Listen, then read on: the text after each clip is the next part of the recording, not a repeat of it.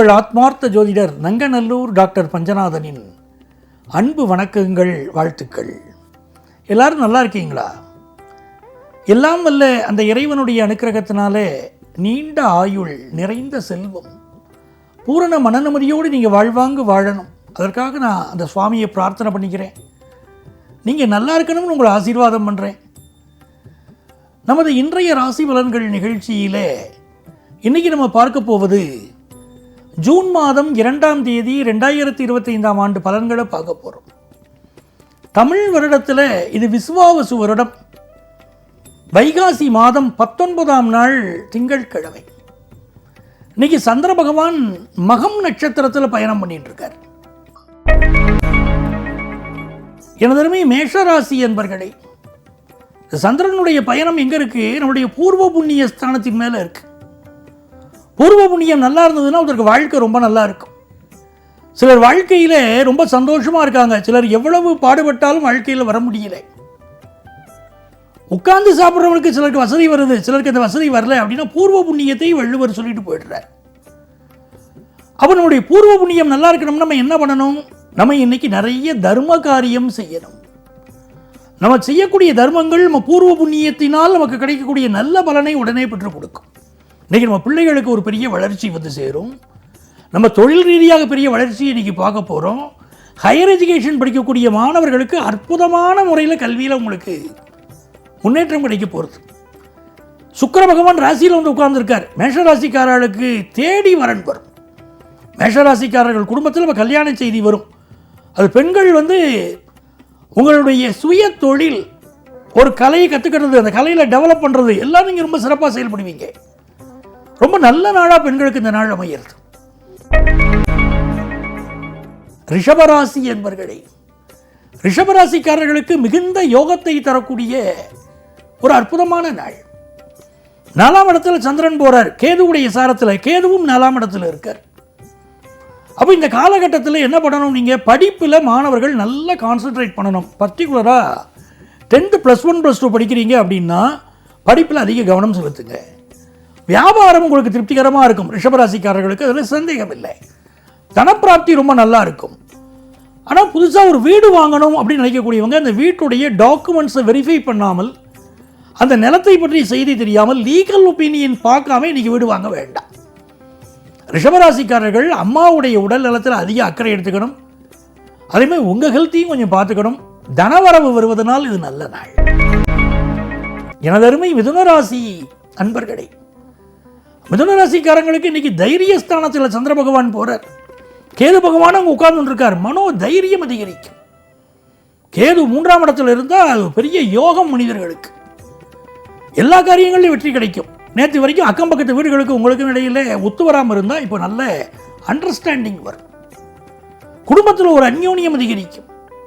புதிய வீடு மனைகள் வாங்குற யோகம் மிதுனராசிக்காரர்களுக்கு வரும்.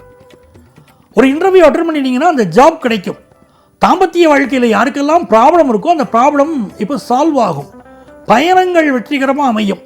பெண்களுக்கு பார்த்தீங்கன்னா எடுக்கிற முயற்சியெல்லாம் வெற்றி. ஒரு ப்ரமோஷனுக்கு ட்ரை பண்ணுறதுலாம் பெண்களுக்கு ப்ரமோஷன் கிடைக்கும். குடும்பத்தில் சந்தோஷம் கிடைக்கும். நல்ல நாள்.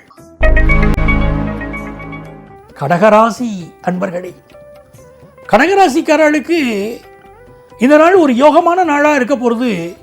சுக்கிர பகவான் 10ஆம் இடத்துல இருக்கார். குறிப்பாக பெண்களுக்கு நல்ல வேலை வாய்ப்பு கிடைக்கும். கடகராசியை சேர்ந்தவங்க கம்ப்யூட்டர் துறையை சேர்ந்தவர்களுக்கு வேலை பறி போயிருந்தால் இப்போ நல்ல வேலை கைகூடி வரப்போகிறது. அதே போல் இந்த நாளில் செயற்கரிய காரியங்களை கடகராசிக்காரா செய்வான்னு இருக்கு. செவ்வாயுடைய வீட்டில் சுக்கிரன், ஒரு தைரியம் அதிகரிக்கும். ஹோட்டல் தொழில் செய்யக்கூடியவர்கள், உணவு சம்பந்தப்பட்ட தொழில் செய்யக்கூடியவர்களுக்கெல்லாம் நல்ல முன்னேற்றம் உண்டு. கார் கம்பெனியை நடத்தக்கூடியவர்கள், கார் இண்டஸ்ட்ரியில் ஒர்க் பண்ணுறவா, இவர்களுக்கு நல்ல முன்னேற்றம் உண்டு. திரைப்படத்துறையில் நல்ல வாய்ப்புகள் கூடி வரும். கடகராசிக்காரர்களுக்கு மன நிம்மதி தரும் நல்ல நாள். சிம்மராசி என்பர்களே, சிம்மராசிக்காரர்களுக்கு இந்த நாளில் சந்திர பகவானை பாருங்க, ராசிக்குள்ளேயே உட்கார்ந்து இருக்கார். கேதுவுடைய சாரத்தில் சந்திரன் இருக்காருன்னா கேதுவும் நம்ம ராசிக்குள்ளேயே இருக்கார். அப்போ என்ன செய்யணும்? இந்த நாளில் பிள்ளையார நமஸ்காரம் பண்ணணும். பிள்ளையார் வழிபாடு வெற்றி தரும். அற்புத கீர்த்தி வேண்டின், ஆனந்த வாழ்க்கை வேண்டின், நற்பொருள் குவிதல் வேண்டின், நலமலாம் பெருக வேண்டின், கற்பகமூர்த்தி தெய்வ களஞ்சிய திருக்கை சென்று பொற்பதம் பணிந்து வாரீர் பொய்யிலை கண்ட உண்மைன்னு கண்ணதாசன் எழுதுகிறார் பிள்ளையார்பட்டி விநாயகரை பற்றி. அந்த பிள்ளையார்பட்டி விநாயகரை இன்றைக்கி வழிபடுவது நன்மையை தரும். திருச்சி உச்சி பிள்ளையாரை வழிபடுவது நன்மையை தரும். உங்கள் வீட்டு பக்கத்தில் இருக்கக்கூடிய பிள்ளையாரை கூட இன்றைக்கி போய் கும்பிடுங்க. 7 தோப்பு கரணம் போடுங்க, பிள்ளையாரை வழிபடுங்கள்.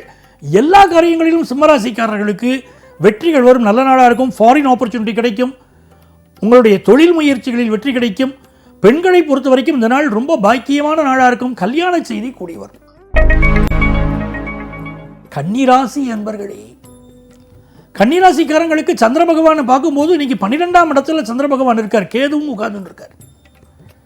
நிறைய பேருக்கு இப்போ வெளியூர் பயணங்கள் அமையும், வெளிநாட்டு பயணங்கள் அமையும்.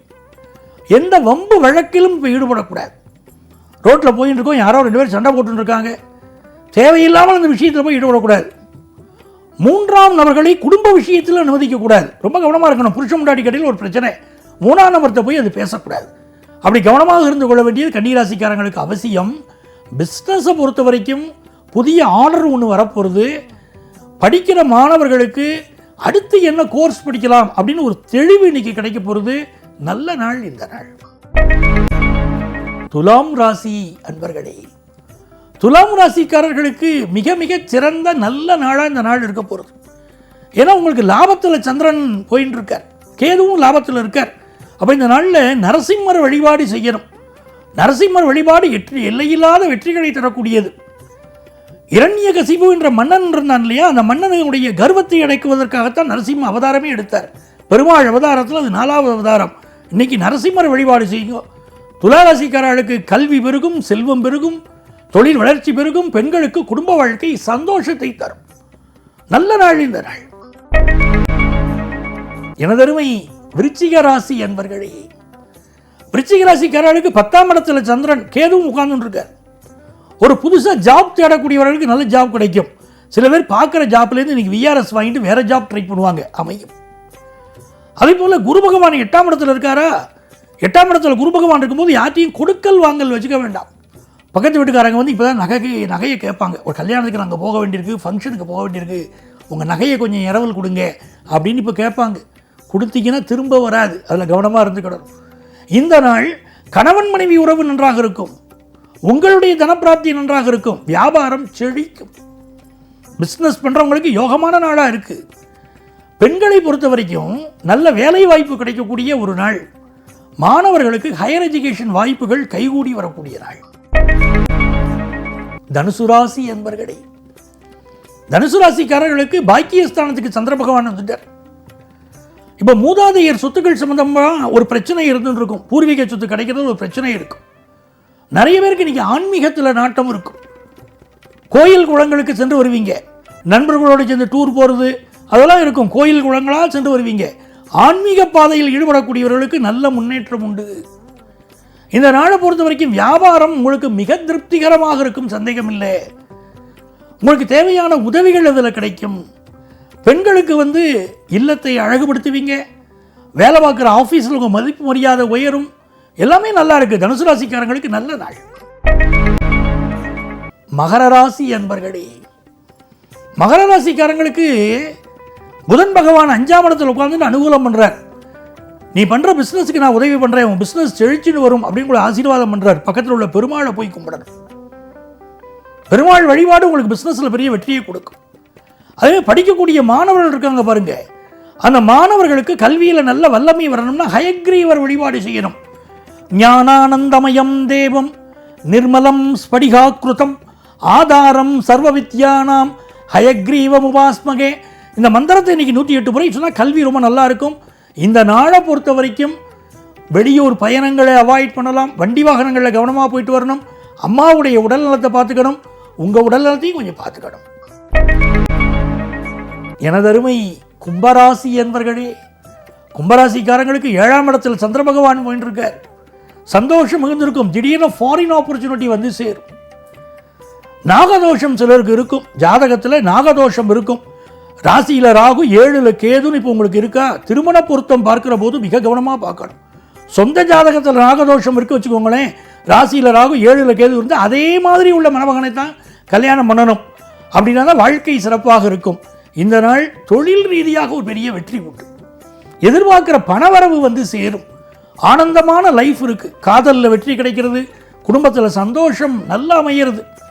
எதிர்பார்க்கிற நன்மைகள் எல்லாம் பெண்களை தேடி வரக்கூடிய ஒரு நல்ல நாள். ஆனந்தமா இருப்பீங்க. எனதருமை மீனராசி என்பர்களே, மீனராசிக்காரங்க புதுசாக சொத்து வாங்கணும்னு முயற்சி பண்ணுறீங்க, அந்த சொத்து கிடைக்கும்.